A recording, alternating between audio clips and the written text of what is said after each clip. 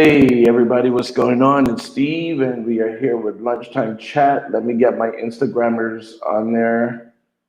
Um, let's see. Alrighty.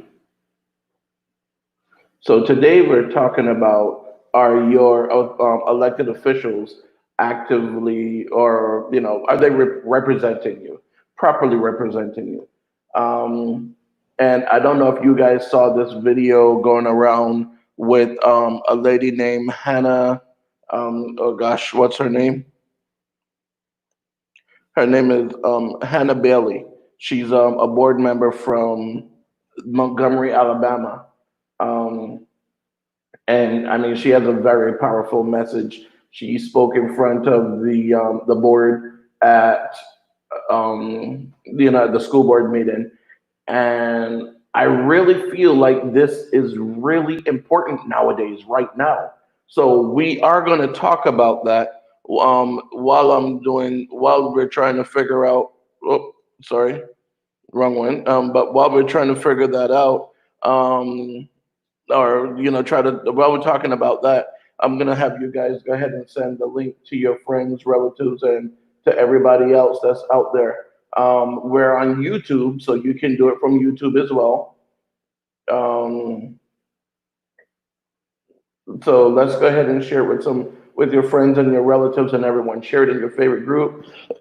we have we're live on YouTube, Instagram, um, Facebook, and on a few pages on Facebook. I'm actually on Facebook Live on the Lunchtime Quickie with Steve page, which is what we used to call the show before. On the Steve Barrow page, on Steve Barrow 2020 page. So we are out there, and we are we're definitely making this a lot more publicized. Let me do this. I'm going to send this message out to a few people to have them take a look and watch what we're doing. Um, so let's go ahead and start sending it to a few people so they can see. They could join in our conversation.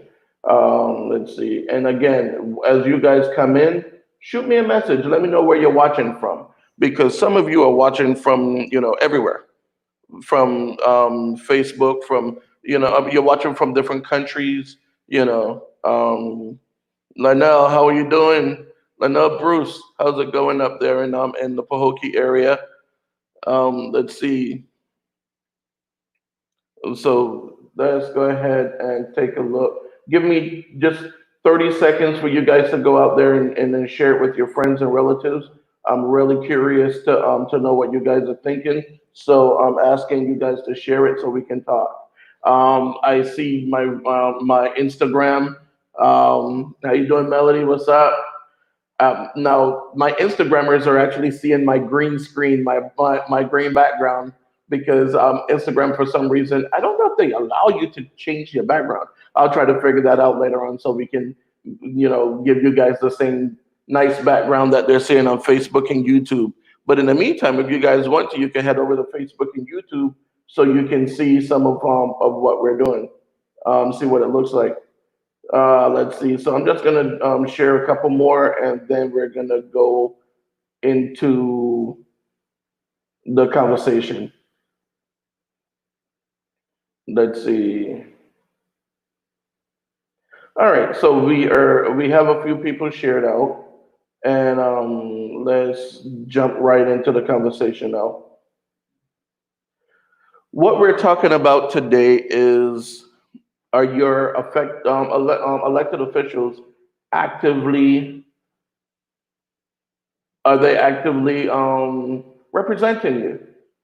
And the answer on that one for this board member, she actually said, "Well, if you listen to it, you tell me what you think of this story." All right, let's go ahead and include the video in here.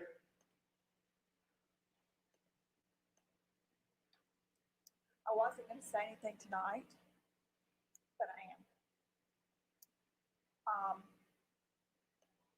First of all, I'm very sad and angry that we're even having to talk about lobbyists. because every single person that lives in Montgomery should be talking about this and talking about these My things. Instagrammers, I know you guys can't see it. Say some things. Let me pause a second. You Instagrammers, I know you can't see it, but I'll post a video a little bit later. It's a lady named her name is Jenna Bailey, and she's talking about the race issues that are going on.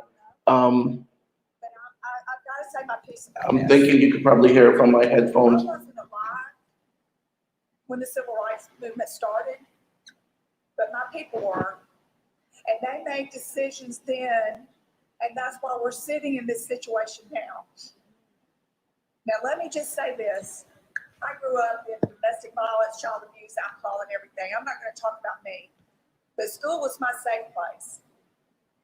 And when I was in seventh grade, I made a commitment to God and to Christ that everything in me, I was going to commit to this city to help a child if it was in my power to do so. Unfortunately, the same people that look like me are the ones that are blocking this. They should be first in line to say, we want to support you and we want to support the Black children in this community because that's what we're talking about. And when I ran for school board, I want y'all to know as the first person that said that it's a race problem. I wasn't able to speak up in the 60s because I wasn't born and I was too young, but I'll be damned. I'm going to speak up for you now. This is going to make a lot of people mad. My day started this morning at 7:30 with a call from Montgomery Police. For those of you who don't know, I work at Child Protect. Because a 6-year-old baby, kindergarten little girl, has been being raped over the last several months by a 51-year-old neighbor. That's how my day started. You know how it came out? Because her grades started dropping. And she was having behavior problems. But we didn't have the counselors in place, and we didn't have the teachers that knew how to respond to that, except to make her go stand in the hall day after day.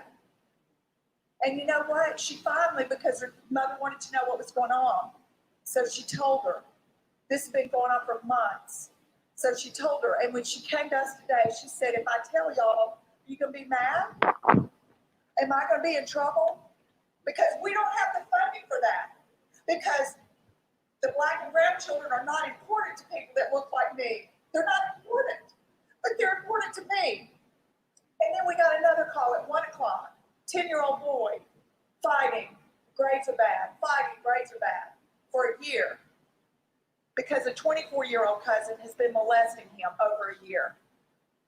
Now that's 2 children, and I know that's a small percent of the 29,000, but let me tell you something, our community and these children that we all ran, this is not about money. $100,000 or $500,000 we pay an attorney, and we pay these lobbyists because we have to. Because people that look like me are not stepping up. It's not about money, and we all know that. And I'll tell you this, every fight that's in me, I'm fighting for those kids because there are 29,000 kids out there, and the majority of them are Black and brown, and they live in poverty, and they live in communities they witness horrific things and traumatic events every single day. And school is their refuge, and that is the only way that they're going to get out of that, and the only way that they're going to better themselves. And it is up to us, it is up to you, it is up to every single person that lives in Montgomery County. And shame on them if they're not supporting it. I hope every one of them is listening tonight, and that's fine. You don't want to support me anymore, that's fine. I didn't run to be supported. I ran to help these children and everything in me. And I said I'm not going to say anything tonight, but I'm going to tell you, the spirit is stronger than me. And I hope it's stronger than everybody in this community. So vote how you want to, but I'm voting for kids. And y'all see me on the street corner, and I'm going to have my thing out there. So,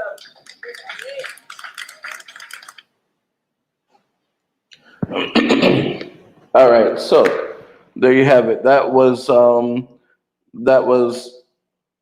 gosh, I keep forgetting her name. Jenna Bailey. And actually, I'm going to reach out to her about getting her on the show because I really would like to see. I would like to talk to her and see what change was made after that. All right. I'm getting people asking me. Let's see. Melody said she came over to see the Facebook video. Um, yeah, Melody said it brought tears to her eyes when she saw that video. Now I'm going to go ahead and put the link up. So if you guys want to join in, you can just click on this link and you could join in. Facebook is playing with that, that thing they have about if they want to be able to put, if you can join, if you can't join. I don't have time for Facebook playing around and one day you have the join button, next day you don't have the join button. So I went ahead and got a separate application that allows me to do that. So if you guys want to join in, definitely join in. Let's see. I know I got a message earlier from Tamara that she wanted to join. So I'm going to get that link and send it over to her now. Let's see. So I want to hear what you guys are saying. What are your thoughts about this board member? What are your thoughts about this issue? What do you think about the schools, regardless of where you are? If you're in Broward, if you're in Palm Beach, if you're in Barbados, Jamaica, India, wherever you are, what do you think about the schools in your area? Do you think that is fair and equitable? Do you think that the children are getting the same resources regardless of where they live? Yes or no? And if you say yes, regardless of what your answer is, yes or no, why or why not? Why do you think that is? Or why do you say they're getting the same treatment? I want to hear what you guys are saying. I really want to hear. Um, let's see. And let me just go back to the page here because I'm seeing a lot of people that are on here. So I want to find out from some of you guys what you think is going on.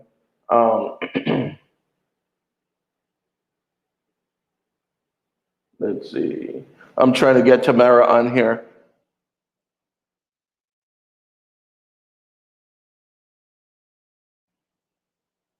All right, Tamara. I just sent you the link, so you should be able to join it.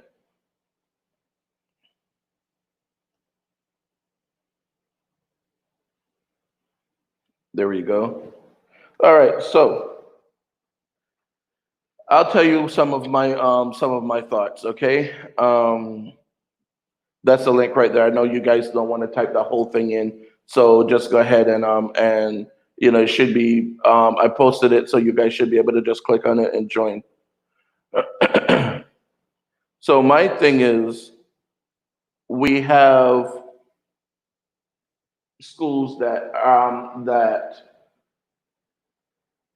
look like private schools, and I can speak about schools that I've seen here in Broward County, because I sit on a few different committees, I sit on a few different boards with the school in volunteer positions.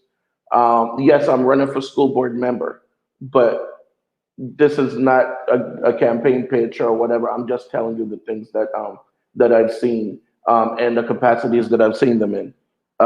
So as chair of Central Area Advisory Council, we had like 83 schools under us, and we get to go to different schools, and we had our meetings in different schools. So we met different principals and different people.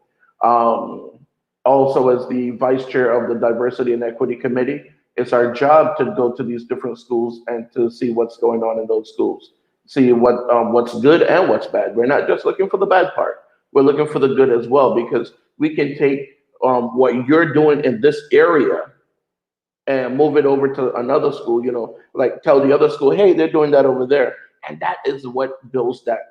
That's what builds the entire district. That's what makes Broward County such a great district, because we're able to take information and go from one area to the other, and okay.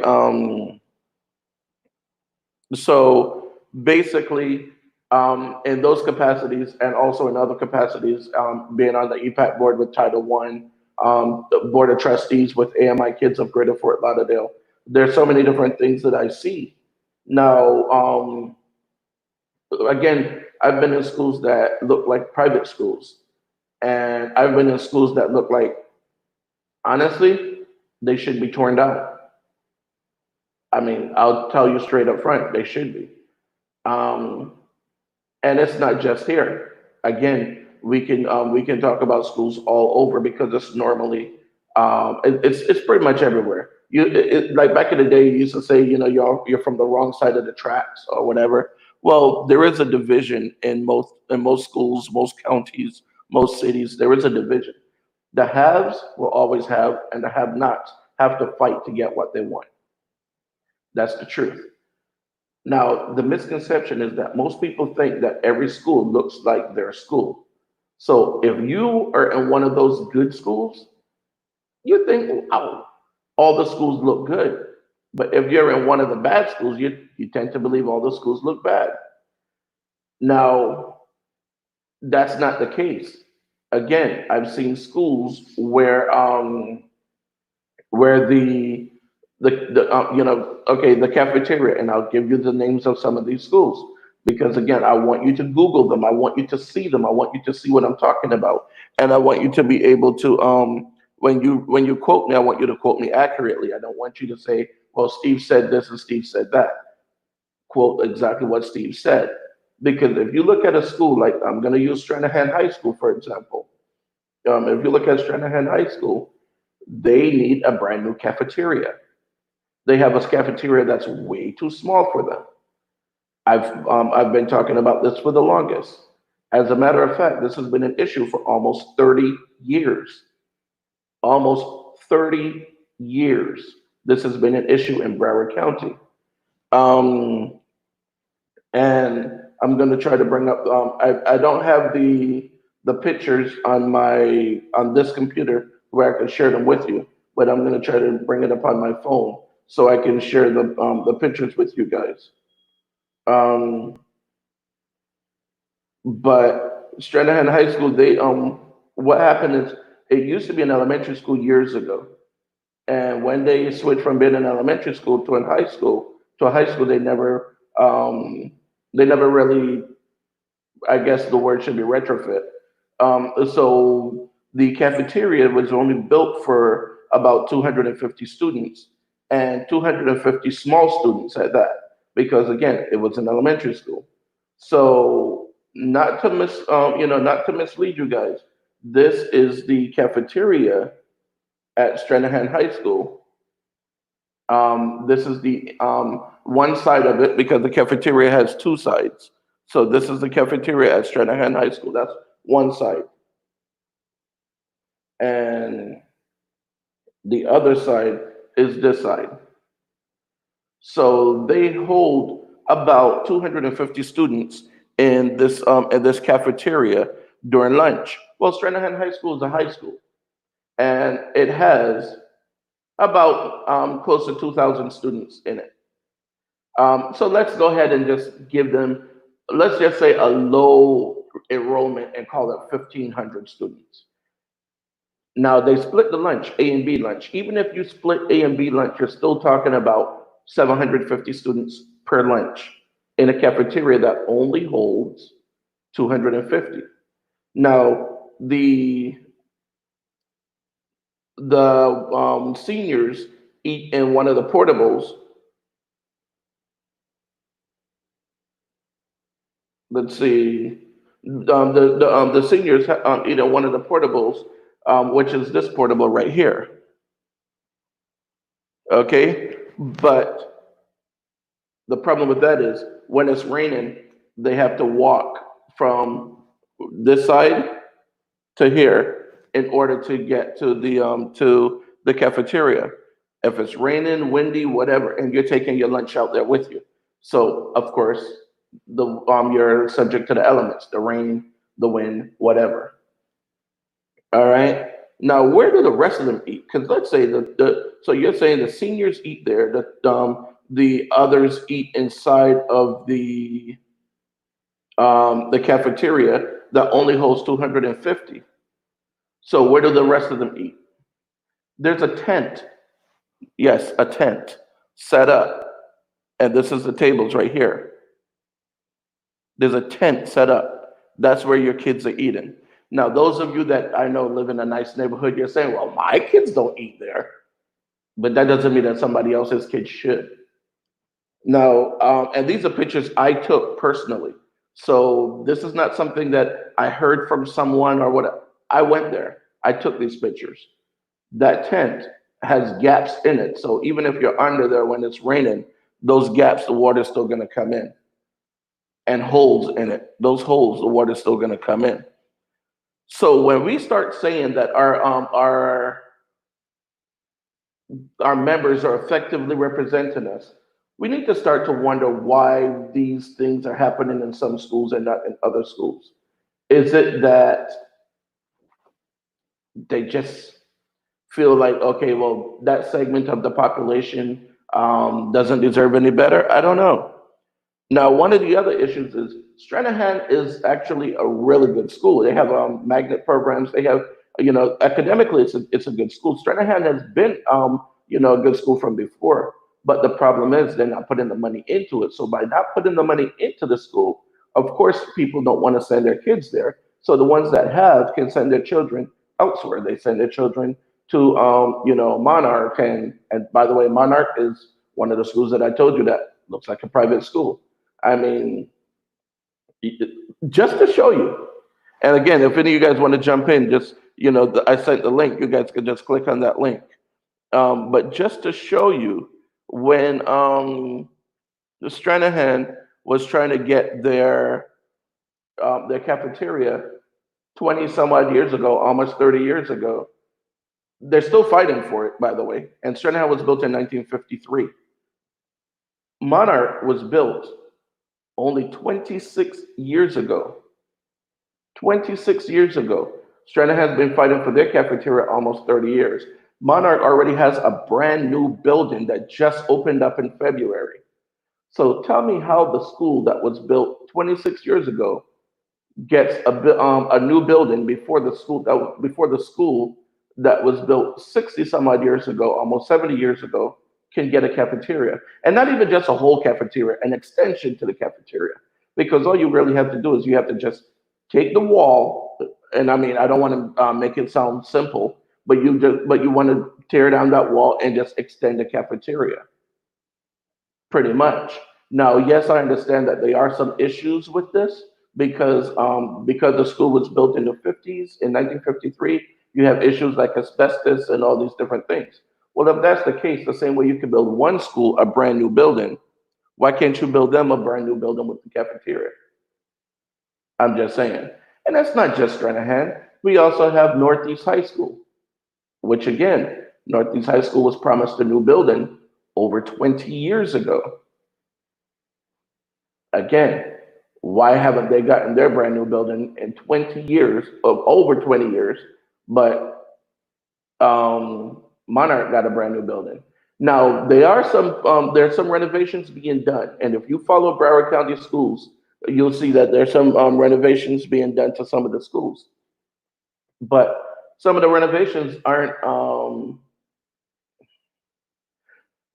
the top of the priority list, I should say. Yes, the roof is important. The AC system is important. These things are important because there are a lot of buildings that are old. The infrastructure is old. There's some leaks, different things.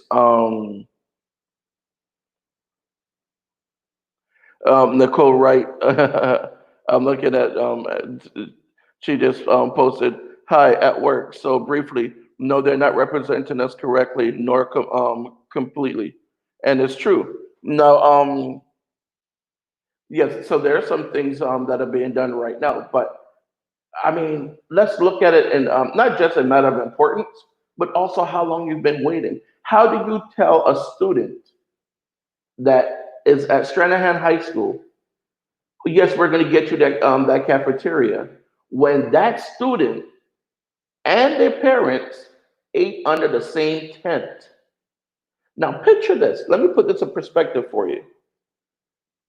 You eat under that tent. or you ate under that tent. You graduated from high school, you went on to college, you had your children graduated from, your children now come along, go to the same school and is eating under the same tent. Yeah, they replaced the plastic, yes, okay, but they're eating under the same tent that that you ate under. Don't you think it's time that you start fighting for these people? For the, you start fighting for the board members that you want to see on there. I mean, come on, and even ask them, ask the board members. You know, what are you doing? What are you doing to effectively represent me? My child doesn't have a cafeteria. How are you representing me? What is it that you're doing? Don't you think we should start asking these questions?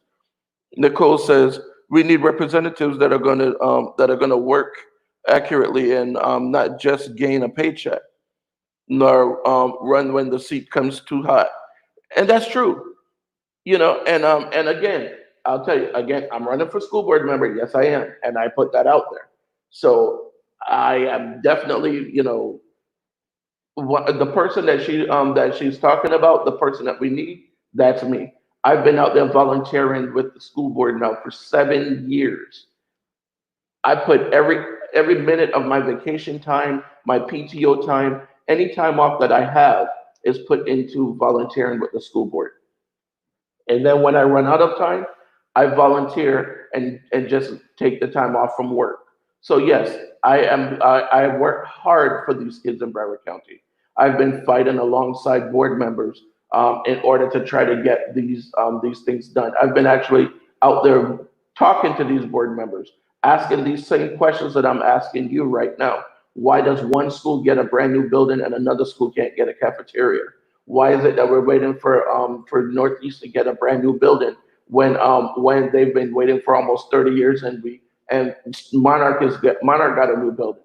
Why is it that you know we have one school that is like Fort Knox when it comes to security, and other schools like Stranahan High School? Stranahan is huge. I mean, acres and acres of property. I believe it's like I want to say it's like 8 acres or 7 acres or something, but it probably even more than that. Actually, I could Google that and find out right now. Um, but they have one police officer, and that police officer is like that's crazy because if something happens on the back end of the school, by the time he gets in his car, goes around the other side, and it could take him 3 4 minutes to get around that side by car. It's very big, and then because of the gates are locked, it take him even longer to get in. But then you also look at if he had to run from one side of the school to the other, it takes a long time to get from one side of the school to the other. It's huge. Um, I'm trying to Google how big is Stranahan High School. And any of you guys that know Stranahan High School, you'll know what I'm talking about. But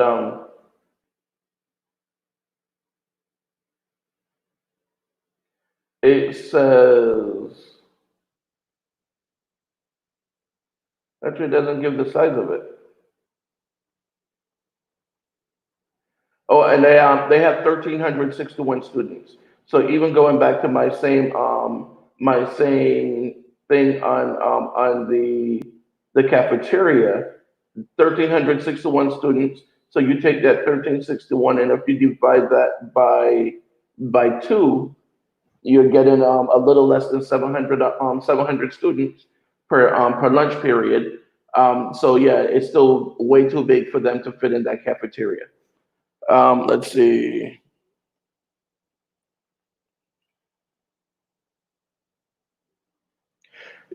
Good point, Juliet. She says also make sure you attend the Broward Commissioner meetings. Now, the cities, most cities, regardless of what city you live in, they have educational meetings. They have an educational forum. Most of them do. So that's something that you guys want to look into. Um, let's see.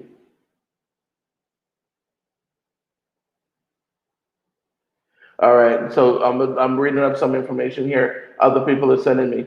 Um, So what we're gonna do is we're gonna start looking into some of these cities where some of the educational forums in your city. I want you guys to go out there. I want you to ask questions, the tough questions. If you're in Fort Lauderdale, I want you to ask the tough questions to the commissioners. I want you to ask the tough questions to the commissioners in Broward County. I want you to ask the tough questions to the board members that are there right now, and especially the ones that are running for board member, because you want to ask them these questions. What are you going to do for these schools? And I could give you a list of these schools. I could give you a list of the schools that need different things. So yes, even when it comes to what do you call it now with the distance learning that we have, it's okay. We have students that really need the services, really need these services, but where are the services for them? Now, I'm not going to put it on just the board because sometimes the parents are the ones as well. Parents need to get up and go and say something. Just because your child needs something, all right, and doesn't mean that people are going to come and automatically run and give it to you. That's not going to happen. You need to get up and go and say something. You need to fight for your child. You need to let people know that, hey, my kid needs this and my kid deserves it. Not only because it's their right, and not only because it's something that you should give to the students, but because other kids have it. If one child has it, all should have it. All children should have the same access to equal education. So when we start seeing, oh well, the kids in the more affluent areas have it. Okay, that's one thing. Um, but what we also have to look at is, oh, join your PTA. Make sure you join your PTA. If your school doesn't have a PTA, create one and join it. Be the head of the PTA, whatever, but create a PTA for your school and join it. Have your friends join it.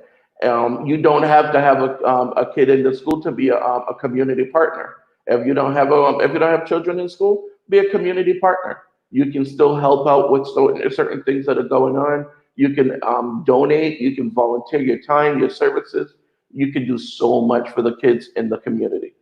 Um, Now, some people would say, well, they have a strong PTA, so the PTA pays for a lot of the stuff. Yes, that's true. There's a difference. If you have, let's say, for example, your building, your school, your PTA can pay for a nice, beautiful mural to be painted on the outside of the school, but it's the school board's responsibility to make sure that that wall is painted properly and clean. So when you see some of these that the paint has fallen off and you have the water stains running off it, that's not the PTA, that's the school board. And I can tell you now, it would not be seen in the more affluent communities. They would have someone out there the very next day to pressure clean that. I have seen schools where again, you know, the roof is leaking, and not just in one location, in several locations. That would be Piper High School over in Sunrise. I've seen schools with the ceiling tiles falling in. That would be Lakes Middle over in Lauderdale Lakes. Now, they corrected some of these issues already, but look how long it took. A long time. So, again, people, I need you guys to start fighting for your children. Fight for them just like you would fight for anything else, for anything that's important to you. Okay? Um, I'm looking at the time here, it's 12:52. I know you guys can see the time on the clock above me, but I can't see that time. So I have to look at my trusty watch, right, my phone to see it. All right. And if you're on Instagram, you're not seeing the time either because Instagram, all you're seeing is my green screen. But people, honestly, get up and fight for your kids. All right. And also, any position that you see people running for, any position you see people running for, ask them the tough questions. Remember, people that are running are only going to tell you what they want you to hear. They're only going to tell you the good stuff, the little cute stuff, the little sound bites. I promise I'll be the best person ever. Well, what have you been doing so far? What have you done to fight for the kids? Ask the tough questions. Ask them, and don't just ask them and then listen for the beat around the bush kind of political answer. You want a direct answer. This is what I've done. You can check on it by checking on this, check on that, check on this. These are the tough questions. People look at my political thing and with the supervisor of election, and they're like, "Well, Steve, you haven't really raised much money," and I'll tell you why. It's true. I haven't really raised much. Two things. Number one, I do not want to take money from people who are going to just ask for favors later. Most of the people that I'm fighting for can't afford to donate to a campaign. Now, they can afford to volunteer to come out and help. And yes, and I appreciate that. But money doesn't win elections. Money helps you.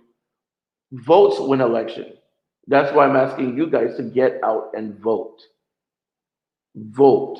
My election is August 18th. No matter where you live, I don't care what state, what city, what county, what country, vote. You have to vote. You have to look into the people in your area and make sure that you're voting for the right person.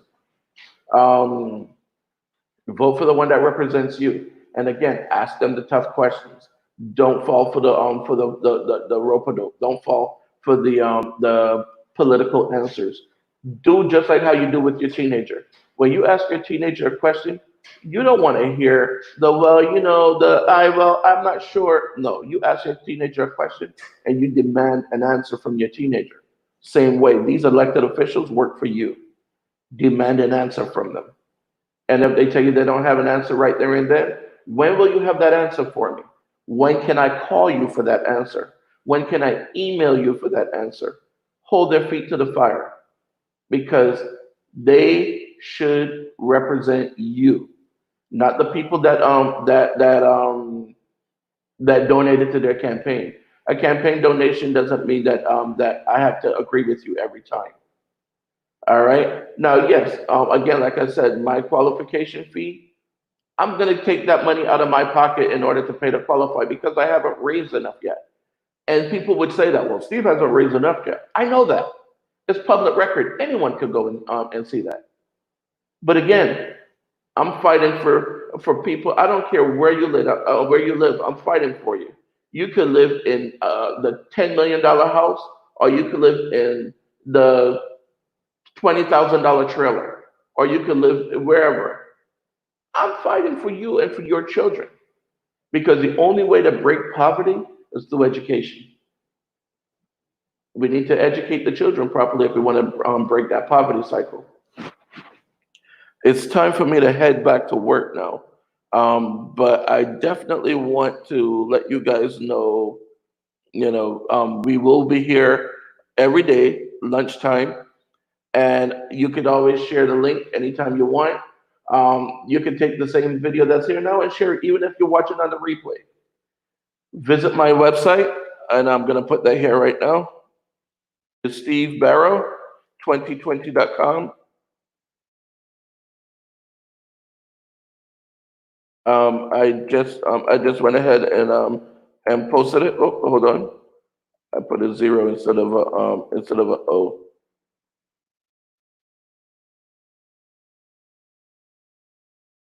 Oh, come on, Steve. There we go. stevebarrow2020.com. You guys could go to my website. Donations are always appreciated. I mean, and again, campaign donations don't have to be 1,000 or 10,000 or whatever like you see on TV. No, campaign donation could be $5, $10, $20, whatever you want to give. But whatever you do decide to donate, I can guarantee you this: it will go towards helping me to win that seat and to fight for your children. All right. Let's see. There we go. All right. So I am gonna go ahead and sign off now.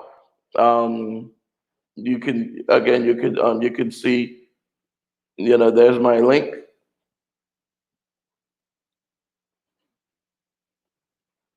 There we go.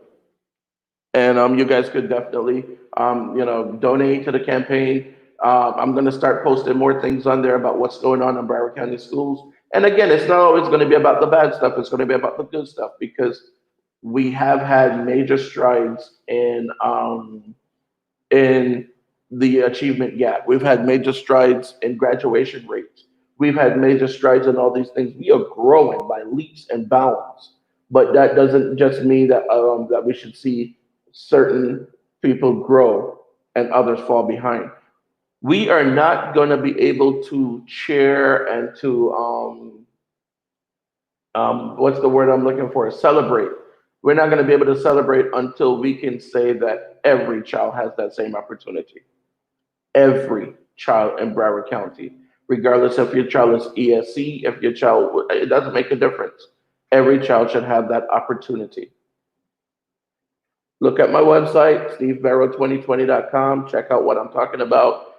You can Google the video that I just sent you, I just showed you. And again, just talk to me. If there's anything else that you guys, hey, what's going on, Paula? So you just joined. If there's anything else you guys want to talk about, inbox me, let me know. I'm open for topics and conversations, and I will definitely, be able to talk about everything. Um, so let me know. All right. Until then, take care of yourself, take care of each other, stay safe, social distancing, wear your mask, stop playing with this foolishness. This coronavirus. This coronavirus is serious. Don't go out there and start jumping into groups and everything just because they opened up the state. Stay safe. Stay home. Put your mask on if you have to go out. Okay. Peace, people. Talk to you later.